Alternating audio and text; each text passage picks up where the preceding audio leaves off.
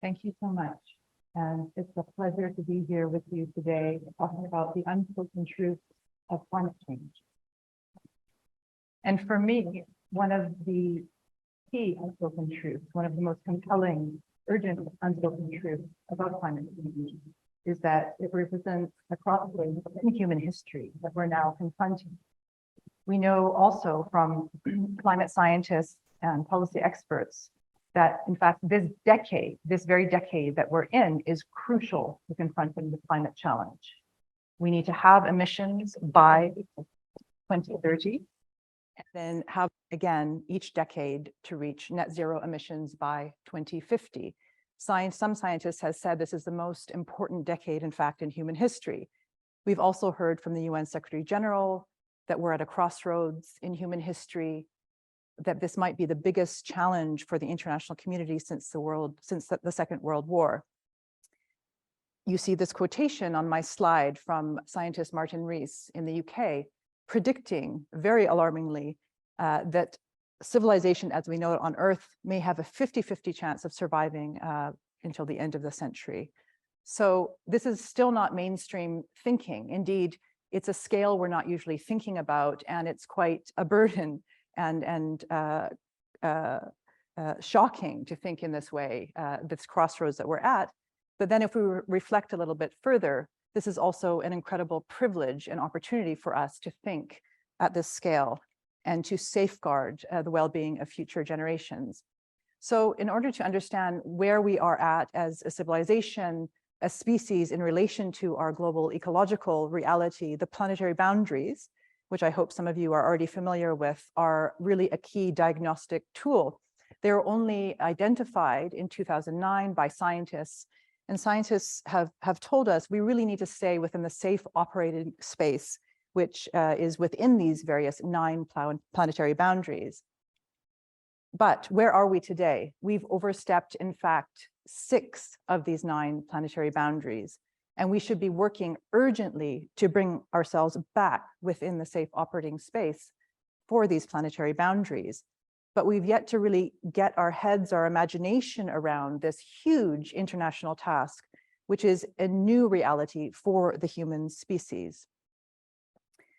So from my vantage point of an international lawyer, as an international legal professional, I really think about the tools of international law, of international governance. We need some big ideas, some new imagination to tackle these interlinked planetary ecological challenges. And fortunately for us, international law has some very big ideas, visionary ideas, which have been implemented already. So to share just a few of them with you. Firstly, the International Criminal Court. The Rome Statute was adopted in 1998, into operation, the International Criminal Court in 2002, to end impunity, to work towards ending impunity for genocide, crimes against humanity, war crimes. This is something that transnational civil society, in fact, really achieved for the international community. The UN Charter itself, adopted in 1945, is a huge achievement and step forward for the international community, where all states are obligated to settle their disputes peacefully under the UN Charter. Likewise, the Charter actually outlawed interstate war. And this has all been achieved since 1945 within the international system, big visionary ideas that have been implemented, not fully to date, but it shows that indeed we can make big changes at the planetary level. However, in order to make these big changes in international governance, we also need to think about our background thinking, our conceptual models that we have at present. And I would say really a key barrier to move forward are these blockages in imagination.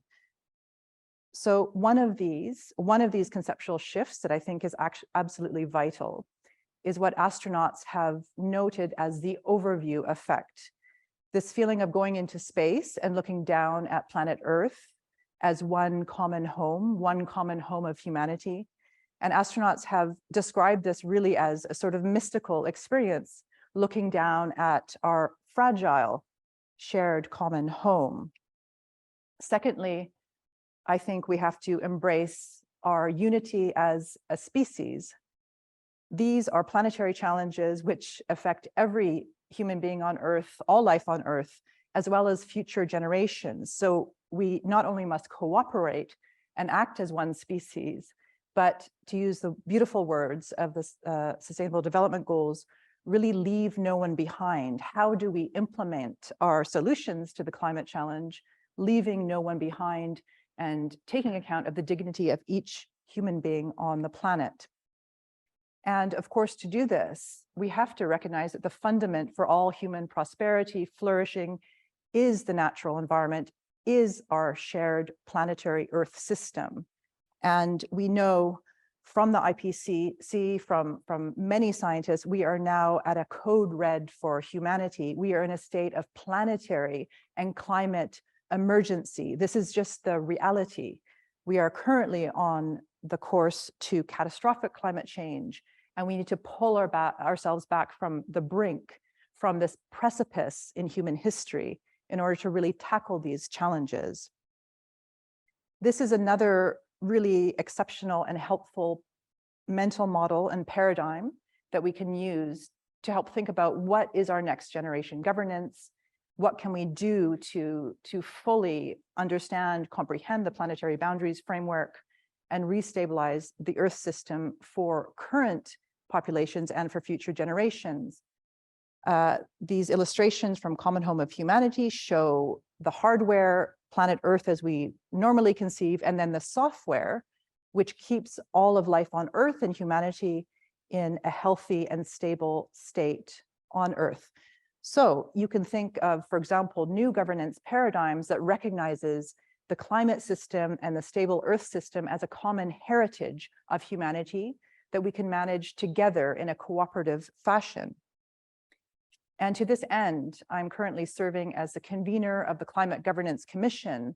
We're drawing together international experts from everywhere in the world, every region, different thought leaders, former heads of state, youth, etc., to really think about this planetary perspective. How do we take this international collaboration and cooperation, international governance perspective very seriously? And how do we also interrelate it and interlink it to other levels of governance, the regional, the national, the local, to make sure vital policies are implemented in time? And to this end, our interim report of the Climate Governance Commission identified 3 key gaps in climate action. And if we address these 3 gaps, we would be well on our way to getting our arms around this climate and planetary emergency. So firstly, there's a solution and action gap, which is a very optimistic, hopeful message, in fact, that we already have the solutions to tackle climate change, to achieve the goals of the Paris Agreement.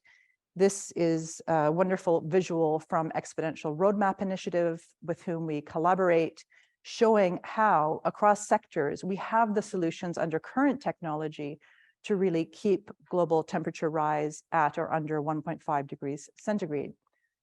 Secondly, there's a policy gap for the international community. There have been some very well-known policies around the world that have been identified very clearly as catalytic to these solutions that we need. For example, fossil fuel subsidies, making sure those are phased out, prices on carbon that are at an adequate level to drive system change.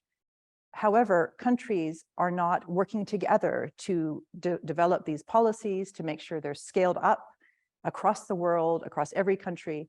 So we have a proposal at the Climate Governance Commission to develop a new international policy clearinghouse and hub. So countries, again, can collaborate together, can work together to innovate on the policy levers that we badly need. Lastly, there's the global governance gap. And this might be most difficult for us to get our heads around because we're not used to thinking in this planetary fashion, the international perspective. We're too often looking from the nation state, looking up at the international and reacting too late, waiting for disasters to happen before we act as an international community. But this is maybe the most powerful lever we have for our planetary challenges. We can reimagine, we can reinvent we indeed have the tools in international law, international institutions that we can meaningfully take steps forward. For example, mechanisms to support the Paris Agreement, to ensure its goals are achieved, and then thinking about the next generation governance we need as a planet to manage the Earth system in a sustainable fashion. So some might argue humanity has so far proven very unwise. We do not have such a great track record to date. These are wonderful ideas.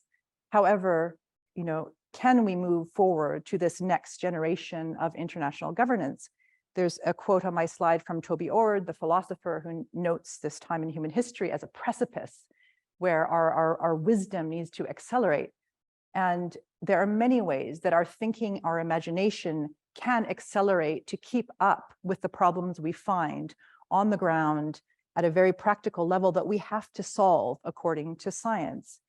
And this involves letting go of some outdated concepts at the international level that no longer serve us. For example, that international affairs should be conducted as a basis of power, contestation, rival geopolitics that should dominate the international sphere. No, these are outdated notions. We need international cooperation more than ever.